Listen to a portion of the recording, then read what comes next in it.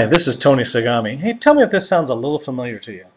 The Bank of Japan last week lowered their key lending rates from 0.1%, just 0.1%, to a range of 0 to 0.1%. Yes, 0 to 0.1, essentially a zero interest rate environment. You know, the Japanese equivalent of our Federal Reserve Bank is attempting to send a message that's going to maintain its accommodative monetary policy in hopes of stimulating the very sluggish Japanese economy.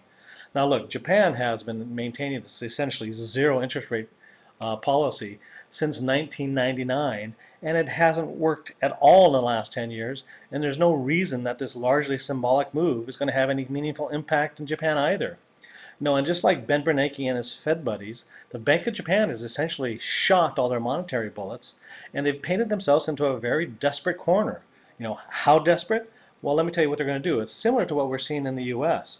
Japan is setting up a $60 billion fund to buy toxic debt of corporate bonds and even REITs, real estate, and even Japanese stocks in hopes of jump-starting the stagnant real estate and stock markets. This new program, they're calling it comprehensive easing. Sound familiar? Well, this is defined as a combination of quantitative easing, which we're doing here, which is bond purchases designed to pump liquidity into the economy, and credit easing. And this is direct asset purchase of Japanese stocks and Japanese bonds, real estate. And so in some way, what you saw, that big rally last week on Tuesday, was that Wall Street is hoping that the Federal Reserve Bank, Ben Bernanke and his buddies, will follow the Japanese example and start doing that with some money, buying U.S. stocks and U.S. real estates. You know, these wishful thinkers would do well to understand how badly the government intervention worked for the Japanese stock market. Again, let me tell you some specifics.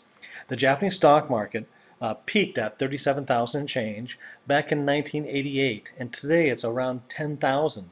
Can you imagine investing in the stock market for 22 years and still being 70% underwater?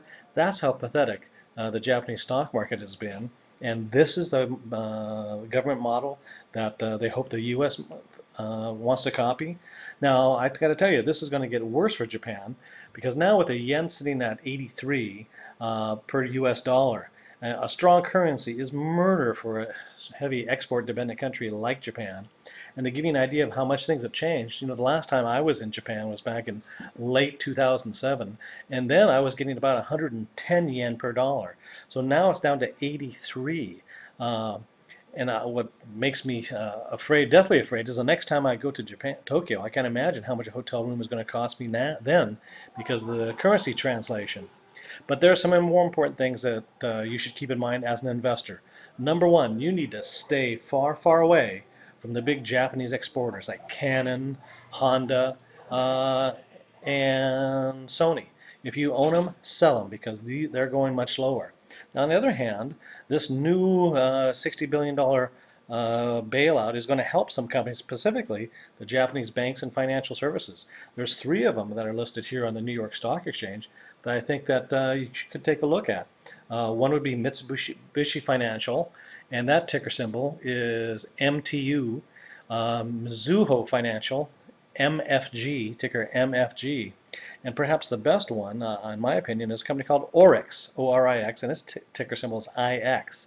Now, if you're a baseball fan, that might sound a little familiar to you, because the Orix Blue Wave is who Seattle Mariner Ichiro Suzuki used to play for. But enough about trivia.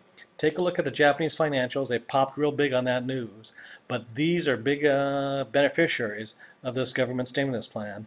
And like the TARP money, there's going to be some big windfalls by investing in the right Japanese banks. Until next week, this is Tony Sagami signing off.